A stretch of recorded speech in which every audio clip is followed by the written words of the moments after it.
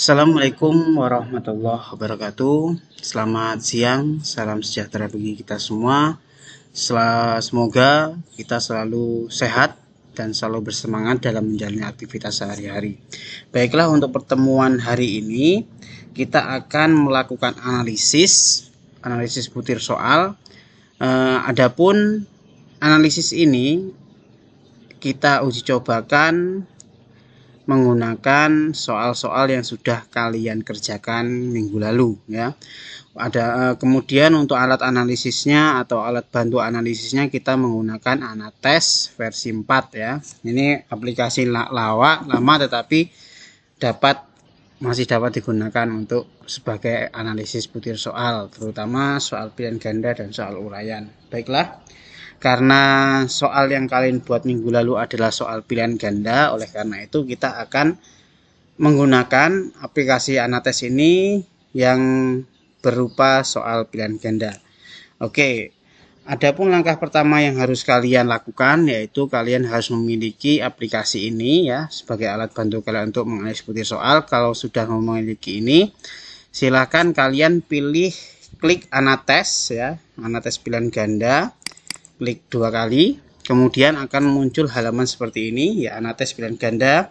Kemudian ada beberapa menu di sini, ada buat file baru, baca file yang ada, dan keluar dari Anates. Nah, ketika kita belum pernah menggunakan Anates, kita dapat mengklik buat file baru, atau jika kita sudah pernah menggunakan atau kita akan menghitung ulang atau memperbaiki atau meneruskan hasil perhitungan kita bisa memilih baca file yang ada ya, sesuai dengan nama yang sudah kita simpan.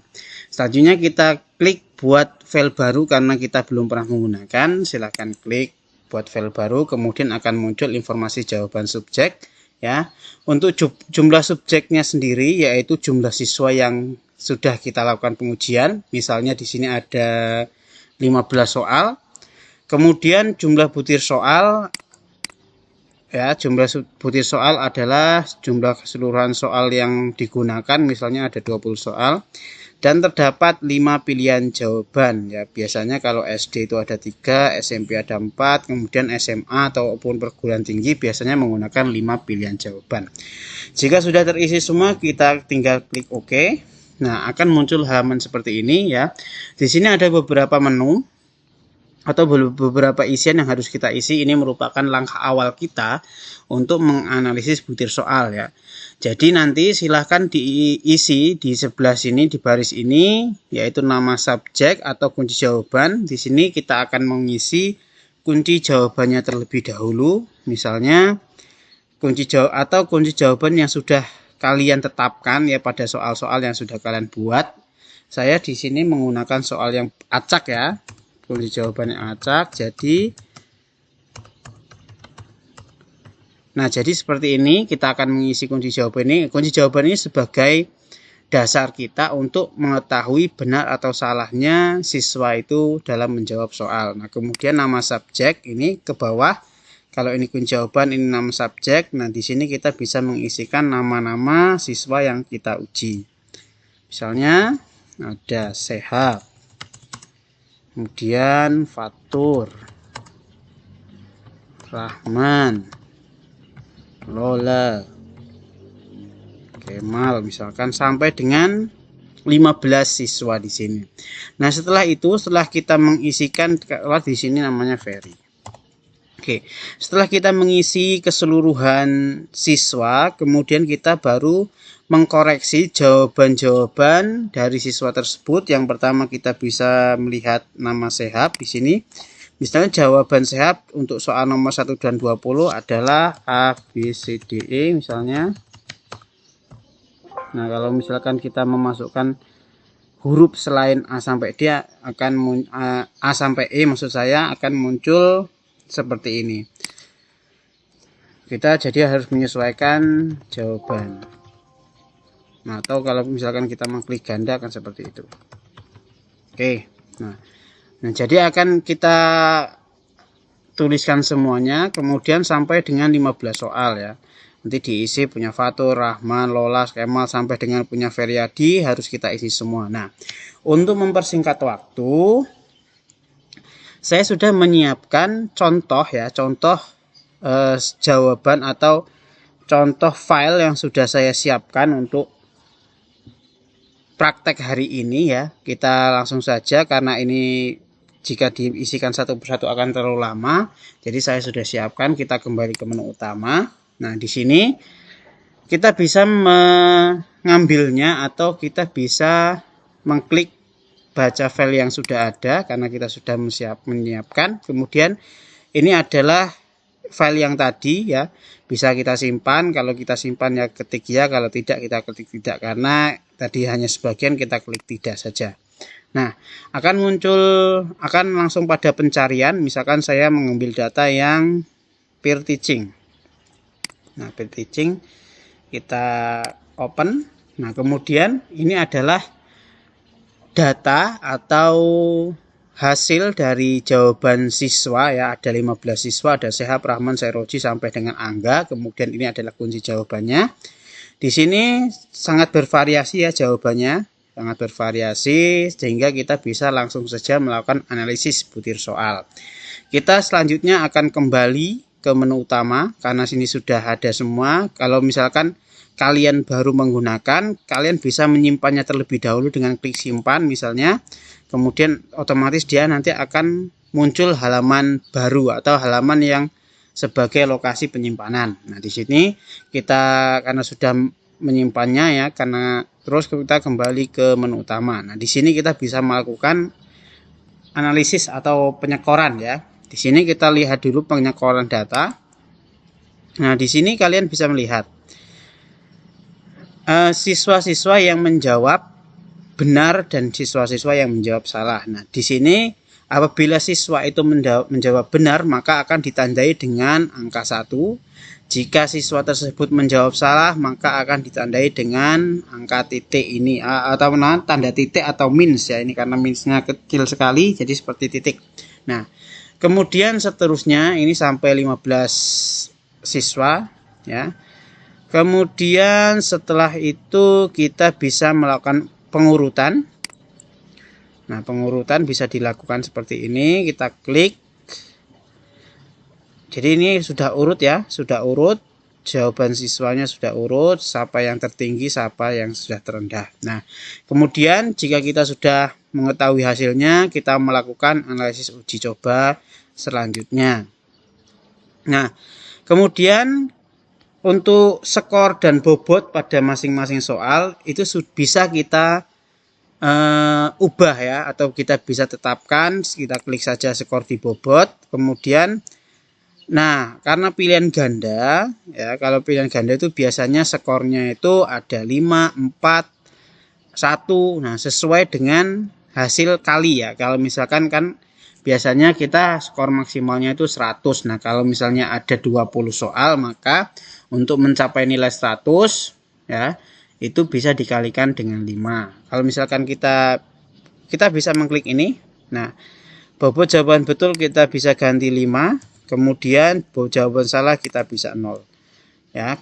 Misalkan ada 25 soal ya berarti 4. Kalau 50 soal berarti ada 2 karena 50 kali 2 itu 100. Kemudian kalau 100 soal berarti ada 1. Kita klik OK. Kemudian nah di sini secara otomatis ya akan terkalikan dengan 5 ya. Skor asli 17, kalau tadi masih dikalikan 1 maka hasilnya 17, kalau sudah dikalikan 5 maka secara keseluruhan mereka akan menggantikan semuanya. 85 sampai yang terkecil adalah 50 yang Kaninya ini ya, nama Kaninya ini. Kemudian kita kembali ke menu utama. Nah, di sini ada menu olah data atau olah semua otomatis. Ini merupakan hasil keseluruhan dari olah data di sini ya. Jadi ketika kita mau melihat variabel, keunggulan, daya beda, tingkat kesukaran secara simultan atau secara keseluruhan, kita bisa mengambil atau mengklik olah semua data. Tetapi karena kita belajar, jadi kita akan mengetahui satu persatu terlebih dahulu yang di sisi kanan olah data ini ya. Yang pertama kita akan melakukan atau mengecek reliabilitas soal.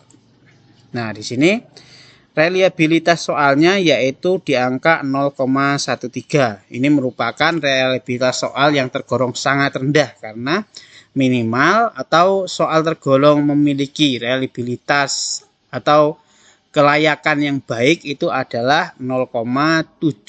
0,7 maka soal tersebut memiliki reliabilitas yang baik.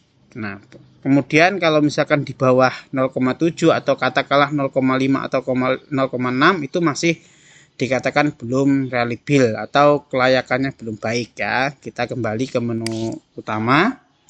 Kemudian selanjutnya kita bisa melihat keunggulan kelompok unggul dan Asor. Nah, di sini kita bisa melihat siswa yang mendapatkan skor tertinggi sama siswa yang skor terendah, yang diasumsikan siswa tersebut sudah memahami materi atau belum memahami materi. Di sini kita melihat ada 4 siswa yang memiliki jawaban tinggi yang memiliki atau sudah memahami materi, kemudian ada 4 siswa yang memiliki skor terendah atau diasumsikan belum memiliki atau belum memahami materi di sini. Selanjutnya ini kelompok unggul dan Asor ini akan digunakan untuk melihat daya pembeda. Nah, daya pembeda itu apa? Nah, daya pembeda ini ya kita klik saja. Daya pembeda ini merupakan tingkat soal itu tergolong baik atau tidak ya. Jadi nanti ada kriterianya, kriteria soal ya. Ketika 0,000 sampai dengan 0,19 itu soal harus dibuang atau di drop. Tapi kalau 0,2 sampai 0,29 soal tersebut tergolong harus diperbaiki, tetapi mungkin bisa digunakan, tetapi harus diperbaiki terlebih dahulu. Kemudian dari 0,3 sampai 0,39 maka soal tersebut diterima, kemudian soal tersebut harus diperbaiki ya. Kemudian kalau soal tersebut sudah di indeks 0,4 sampai dengan seterusnya sampai dengan 1, maka soal tersebut tergolong soal yang memiliki daya pembeda yang baik.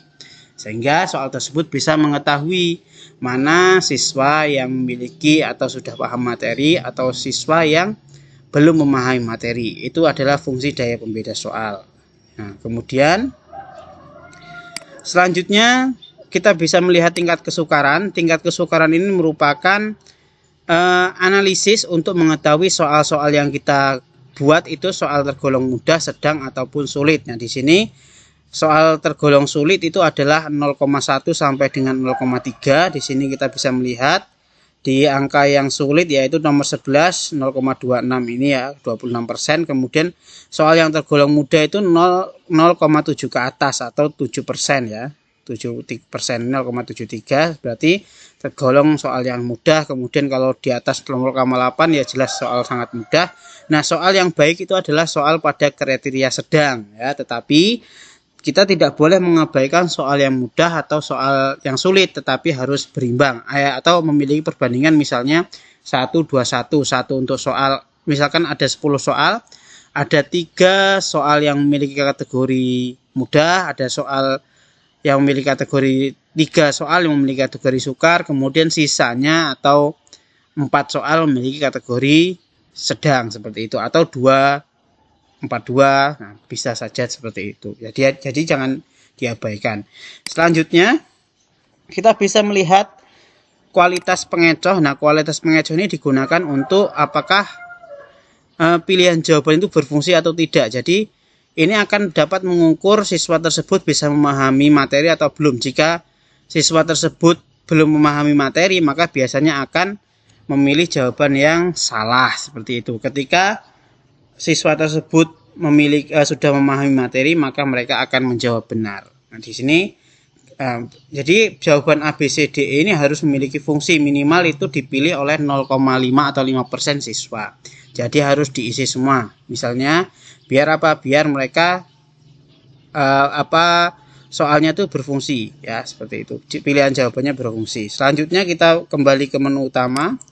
Nah, kita bisa melihat olah data semua otomatis ini ya, kita bisa melihat semuanya, jawaban-jawabannya, ada jumlah subjek, reliabilitas, kelompok unggul, Asor, sampai dari pembeda, tingkat kesukaran sampai dengan rekap analisis data atau butir di sini.